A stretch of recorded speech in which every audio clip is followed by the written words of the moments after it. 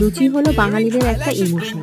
এরকম ফুলকো ফুলকো সফট আর নরম থাকবে ঠান্ডা হয়ে গেলে, কিন্তু এর ফ্লেভার থাকবে একেবারেই আলাদা আর একটাও কিন্তু ফুলতে মিস যাবে না। তার জন্য ময়দা নিয়ে নিয়েছি স্বাদ মতো, লবণ, চিনি আর কাসুরি মেথি দিয়ে দেবো আর ময়মের জন্য তেল দিয়ে দেবো। এটাকে ভালো করে ময়ম দিয়ে নেবো যতক্ষণ না পর্যন্ত এরকম দলা পাকাচ্ছে। তারপরে অল্প অল্প জল দিয়ে একটা ডো বানিয়ে কিছুক্ষণের জন্য ঢাকা দিয়ে রেখে দেবো, যাতে কাসুরি মেথিটা একটু নরম হয়ে যায় আর গন্ধটা খুব সুন্দর আসে।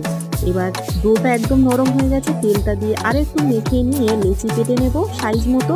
এরকম ভাবে সব লেচিগুলো কেটে নিয়ে তেল দিয়ে বেলে নেব। তারপরে গরম তেলের মধ্যে এক এক করে লুচিগুলো ছেড়ে দেব।